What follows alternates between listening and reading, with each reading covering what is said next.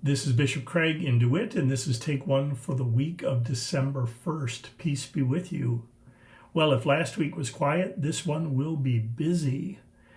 On Monday, I have appointments all day. On Tuesday, I am journeying to Pohagan State Park in Indiana for a 24-hour retreat / meeting with the Region 6 bishops.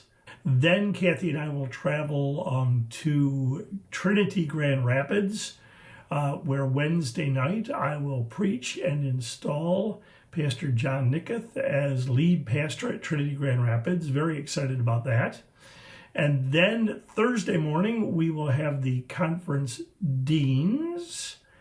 And then on Sunday, December 8th, I get to preach at Trinity Lutheran Church in Kalamazoo as they celebrate their 120th anniversary. So it's going to be a busy week. I'm looking forward to it. And the readings, it's fun how when you have an event like a baptism this past week, Sunday, and an anniversary this coming Sunday, how they shape the way the gospel and the sermon formulate in my head. So this second Sunday in Advent, as we know, is all about John the Baptist. So we have a reading from Malachi in which God promises to send his messenger who will come like a refiner's fire and fuller's soap and kind of get God's people in shape. And then we have a reading from Philippians when Paul once again gives thanks, this time for the Philippian community. So I'm seeing a little pattern in the second readings. Maybe Advent's a time where we give thanks for our Christian community that so often we take for granted. The response, which is usually a psalm, after the first reading is Zechariah's song of thanksgiving for the birth of John the Baptist.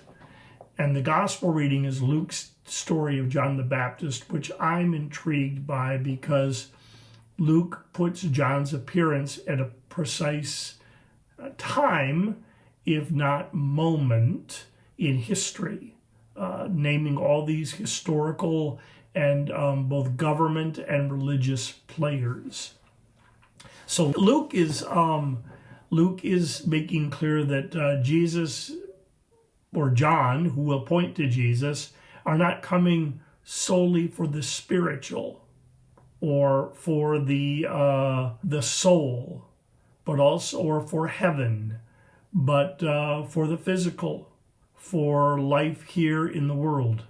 And as Luke plays out, we will see that. And so the thought that I'm having is that Trinity Lutheran Church in Kalamazoo, Michigan, was born at a precise moment. It was December 4th, 1904, when things were going on in Kalamazoo and in our nation and in the religious world. So it'll be fun this week to learn about some of those.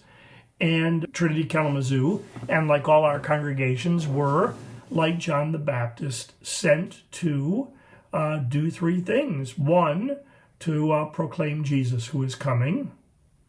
And two, to be a community of support, like the Philippians are for Paul. And three, to have a bit of a prophetic edge, fuller's soap and refiner's fire, to keep us all on the way of God. And so we do all these things as a church to prepare the way of the Lord, right? To make God's path straight. So I'm intrigued that God sends messengers to point to Jesus at particular times in history. And that is good news, because I think we can always expect God to send messengers to point to Jesus at particular times in history. The question for Trinity in Kalamazoo, as I ask at every anniversary celebration, is how are you going to point to and proclaim Jesus in the next, 120 years of life, or maybe in the next 5?